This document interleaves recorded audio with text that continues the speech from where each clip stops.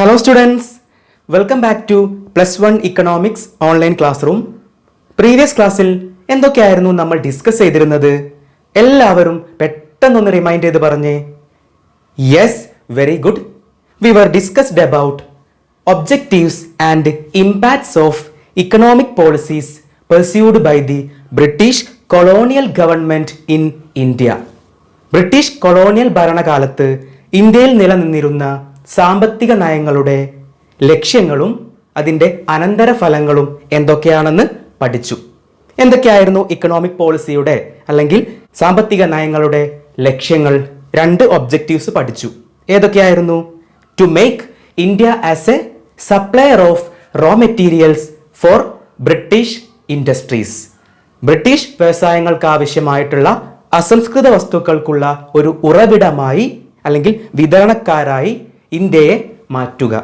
Second objective എന്തായിരുന്നു? To transform India as a market for British finished product. British അന്തിമ ഉൽപ്പന്നങ്ങൾക്കുള്ള ഒരു മാർക്കറ്റായി അല്ലെങ്കിൽ കമ്പോളമായി ഇന്ത്യയെ രൂപാന്തരപ്പെടുത്തുക. ഇതായിരുന്നു ബ്രിട്ടീഷ് കൊളോണിയൽ പീരീഡിൽ ഉണ്ടായിരുന്ന ഇക്കണോമിക് പോളിസികളുടെ 2 ഒബ്ജക്റ്റീവുകൾ. പിന്നീട് എന്ത് പഠിച്ചു? ഈ എക്കണോമിക് പോളിസികളുടെ ഇമ്പാക്റ്റുകൾ അല്ലെ, അനന്തരഫലങ്ങൾ പഠിച്ചു. 4 ഇമ്പാക്ട്സുകൾ, അനന്തരഫലങ്ങൾ പഠിച്ചു. ഏതൊക്കെയായിരുന്നു? ലോ ഇക്കണോമിക് ഡെവലപ്മെന്റ്, കുറഞ്ഞ സാമ്പത്തിക വികസനം. Second, backwardness of Indian agriculture, Indian കാർഷിക മേഖലയുടെ പിന്നോക്കാവസ്ഥ. Third one, de industrialization of Indian economy, Indian സമ്പദ് വ്യവസ്ഥയുടെ വ്യവസായ രഹിത വൽക്കരണം. Fourth impact, regression in foreign trade, വിദേശ വ്യാപാരത്തിന്റെ പിൻവാങ്ങൽ. ഇത്രയായിരുന്നു 4 ഇമ്പാക്റ്റുകൾ, സാമ്പത്തിക നയങ്ങളുടെ 4 അനന്തര ഫലങ്ങൾ. ഇത്രയായിരുന്നു കഴിഞ്ഞ ക്ലാസ്സിൽ ഡിസ്കസ് ചെയ്ത് വെച്ചിരുന്നത്. ഓക്കെ, നമുക്ക് അടുത്ത ചോദ്യത്തിലേക്ക് കടക്കാം. ശ്രദ്ധിച്ചോളൂ. Question number 2. Name some notable economist who estimated India's per capita income during the colonial period. Colonial ഭരണകാലത്ത് ഇന്ത്യയുടെ ആളോഹരി വരുമാനം കണക്കാക്കിയ ചില ശ്രദ്ധേയരായ സാമ്പത്തിക വിദഗ്ധർ ആരെല്ലാം? ആൻസർ ശ്രദ്ധിച്ചോളൂ. As the British government was never interested in upliftment of our country, so they never took any initiative to measure India's national income and per capita income. Indian ഗവൺമെൻറ്റിൻ്റെ ഉന്നമനത്തിനായി ബ്രിട്ടീഷ് സർക്കാരിന് ഒരിക്കൽ പോലും താൽപ്പര്യം ഇല്ലാത്തതിനാൽ ഇന്ത്യയുടെ ദേശീയ വരുമാനവും ആളോഹരി വരുമാനവും കണക്കാക്കാൻ അവർ ഒരിക്കൽ പോലും മുൻകൈയെടുത്തിരുന്നില്ല. ദോ some of the economists tried to estimate India's national income and per capita income during the colonial rule, but the results are mixed and conflicting. Colonial ഭരണകാലത്ത് ഇന്ത്യയുടെ ദേശീയ വരുമാനവും ആളോഹരി വരുമാനവും കണക്കാക്കാൻ ചില സാമ്പത്തിക വിദഗ്ധർ ശ്രമിച്ചിരുന്നുവെങ്കിലും ഫലങ്ങൾ സമ്മിശ്രവും വൈരുദ്ധ്യവുമായിരുന്നു. The following are some of the notable economists who were engaged in estimation of national income and per capita income. ദേശീയ വരുമാനവും പ്രതിശീർഷ വരുമാനവും അല്ലെങ്കിൽ ആളോഹരി വരുമാനവും കണക്കാക്കുന്നതിൽ ഏർപ്പെട്ടിരുന്ന ശ്രദ്ധേയരായ ചില സാമ്പത്തിക വിദഗ്ധരുടെ പേര് താഴെ കൊടുക്കുന്നു. First one, Dadabhai Naoroji. വളരെ ഇമ്പോർട്ടൻ്റ് ആയിട്ടുള്ള ഒരു പേഴ്സൺ ആണ്. The first attempt to calculate national income of India was made by Dadabhai Naoroji in 1876. ഇന്ത്യയിൽ ആദ്യമായി ദേശീയ വരുമാനം കണക്കാക്കിയ വ്യക്തിയാണ് ദാദാബായ് നവറോജി. 1876 അദ്ദേഹം ആദ്യമായി ദേശീയ വരുമാനം കണക്കാക്കിയത്. Second person William Digby. Third person Findlay Shirras. Fourth person doctor VKRV Rao. ഇദ്ദേഹവും വളരെ ഇമ്പോർട്ടൻ്റ് ആയിട്ടുള്ള ഒരു പേഴ്സൺ ആണ്. The first person to adopt a scientific procedure in estimating national income was doctor VKRV Rao in 1931. ആദ്യമായി ശാസ്ത്രീയമായ രീതിയിൽ ദേശീയ വരുമാനം കണക്കാക്കിയ വ്യക്തിയാണ് ഡോക്ടർ VKRV റാവു. ശാസ്ത്രീയമായ രീതിയിൽ ദേശീയ വരുമാനം കണക്കാക്കിയ ആദ്യത്തെ വ്യക്തിയാണ് ഡോക്ടർ VKRV റാവു. ഇമ്പോർട്ടൻ്റ് ആണ്. Fifth person RC Desai. Out of these doctor VKRV Rao's estimate are considered to be significant. ഇവയിൽ ഡോക്ടർ VKRV റാവുവിൻ്റെ കണക്കുകൾ കൂടുതൽ പ്രാധാന്യമർഹിക്കുന്നു. Most of these studies revealed that Indian economy grew at even less than 2% during 1900 to 1950 with 0.5% of growth in per capita output per year. ഈ പഠനങ്ങളിൽ ഭൂരിഭാഗവും കാണിക്കുന്നത് 1900 മുതൽ 1950 വരെയുള്ള കാലയളവിൽ ഇന്ത്യൻ സമ്പദ് വ്യവസ്ഥയുടെ വളർച്ചാ നിരക്ക് 2% താഴെയായിരുന്നു. അതുപോലെ പ്രതിശീർഷ ഉൽപാദനത്തിൽ പകുതി ശതമാനം വളർച്ച മാത്രമേ ഉണ്ടായിരുന്നുള്ളൂ.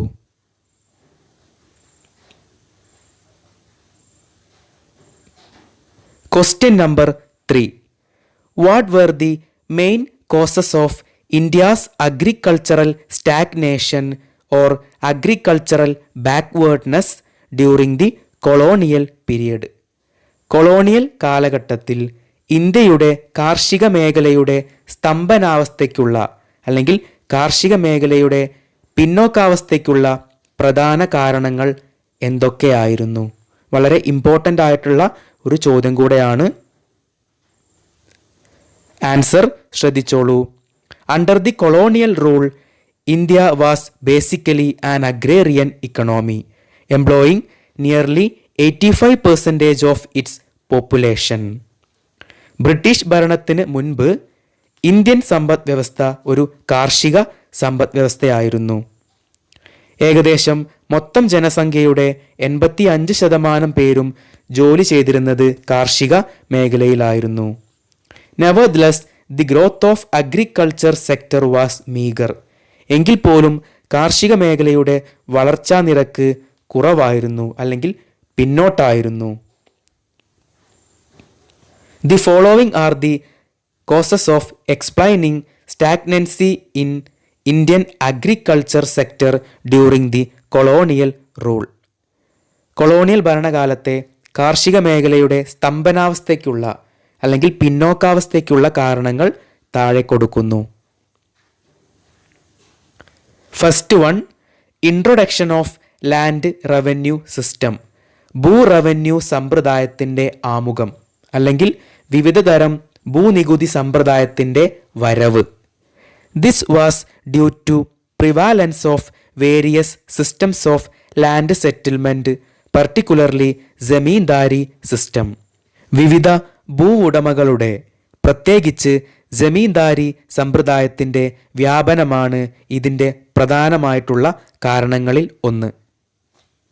This system was introduced by Lord Cornwallis in Bengal in 1793.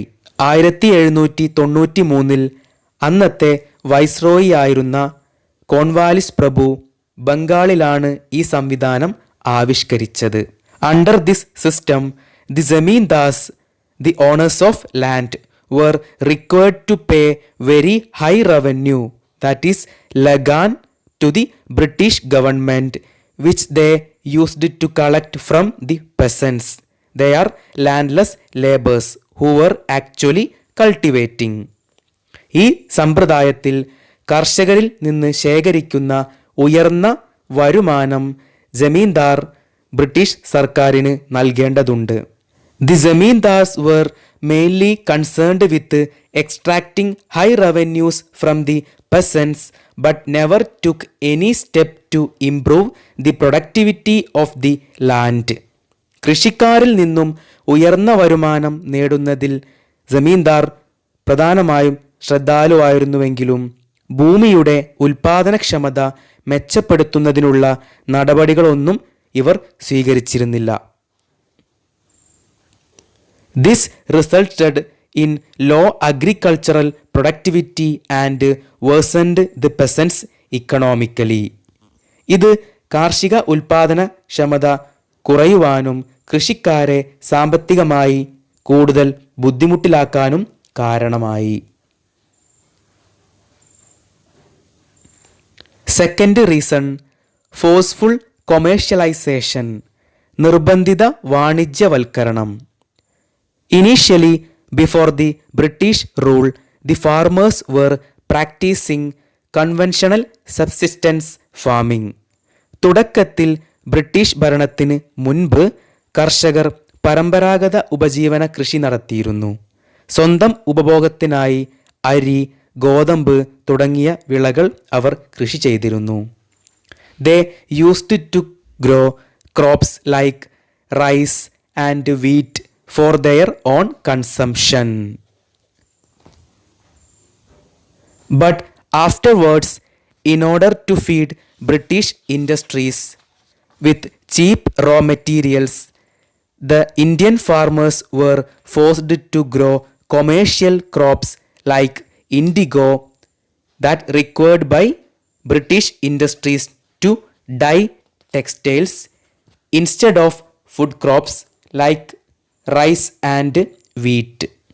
എന്നാൽ അതിനുശേഷം ബ്രിട്ടീഷ് വ്യവസായങ്ങൾക്ക് വില കുറഞ്ഞ അസംസ്കൃത വസ്തുക്കൾ നൽകുന്നതിന് ഇന്ത്യൻ കൃഷിക്കാർ ഭക്ഷ്യവിളകൾക്ക്, അതായത് അരി, ഗോതമ്പ് തുടങ്ങിയവയ്ക്ക് പകരം വാണിജ്യ അല്ലെങ്കിൽ നാണ്യ വിളകളായ നീലം. അക്കാലത്ത് ബ്രിട്ടന്റെ പ്രധാന വ്യവസായങ്ങളിലൊന്നായിരുന്നു തുണി വ്യവസായം അല്ലെങ്കിൽ ടെക്സ്റ്റൈൽ ഇൻഡസ്ട്രി. അതിനായി ഏറ്റവും പ്രധാനപ്പെട്ട ഒന്നായിരുന്നു നീലം, ഇൻഡിഗോ. ഇതിനു വേണ്ടി കർഷകരെ നീലം കൃഷി ചെയ്യാൻ വേണ്ടി ബ്രിട്ടീഷ് ഗവൺമെൻറ് പ്രേരിപ്പിച്ചു. This led to the commercialisation of Indian agriculture. ഇത് കാർഷിക മേഖലയെ വാണിജ്യവൽക്കരണത്തിലേക്ക് നയിച്ചു. This commercialization of Indian agriculture not only increased the burden of high revenues on the poor farmers but also led India to face shortage of food grains, resources, technology and investment. കൃഷിയുടെ ഈ വാണിജ്യവൽക്കരണം പാവപ്പെട്ട കർഷകർക്ക് ഉയർന്ന വരുമാനത്തിൻ്റെ ഭാരം മാത്രമല്ല, ഭക്ഷ്യധാന്യങ്ങൾ, വിഭവങ്ങൾ, സാങ്കേതികവിദ്യ, നിക്ഷേപം എന്നിവയുടെ കുറവ് നേരിടാനും ഇന്ത്യയെ പ്രേരിപ്പിച്ചു. Therefore, Indian agriculture remained backward and primitive. ഇതുകൊണ്ടെല്ലാം തന്നെ ഇന്ത്യൻ കാർഷിക മേഖല പിന്നോക്കവും പ്രാകൃതവുമായി തുടർന്നു. Third reason, lack of irrigation facilities and resources. ജലസേചന സൗകര്യങ്ങളുടെയും വിഭവങ്ങളുടെയും അഭാവം.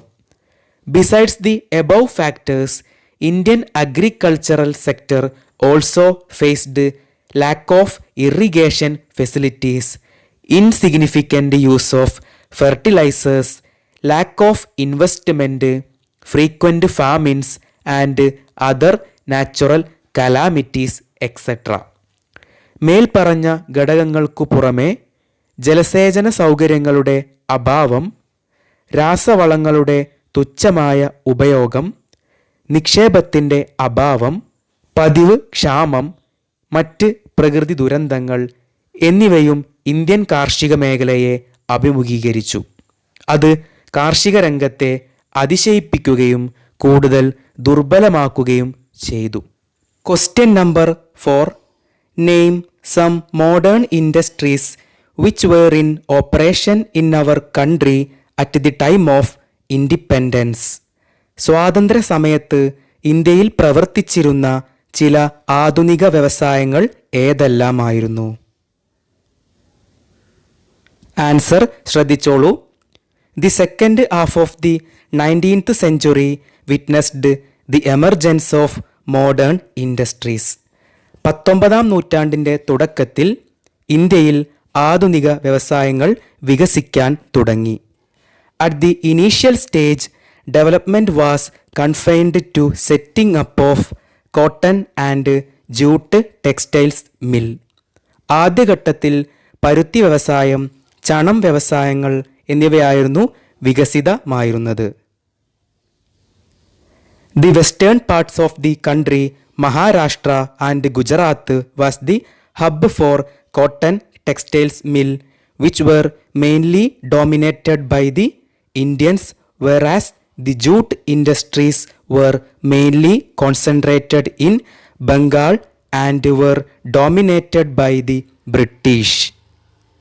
ഇന്നത്തെ മഹാരാഷ്ട്രയും ഗുജറാത്തും അടങ്ങിയ പഴയ ബോംബെ സംസ്ഥാനത്ത് ഒട്ടേറെ തുണിമില്ലുകൾ സ്ഥാപിതമായിരുന്നു.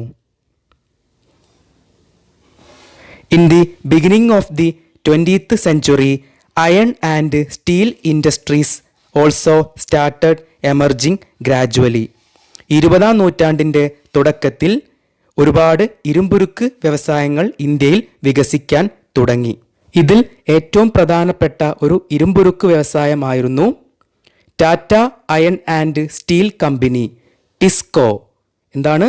Tata iron and steel company, TISCO was incorporated in 1907 in Jamshedpur.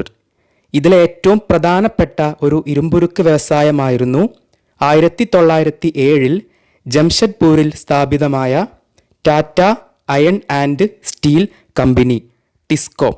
And it was considered as the milestone of Indian industrialisation.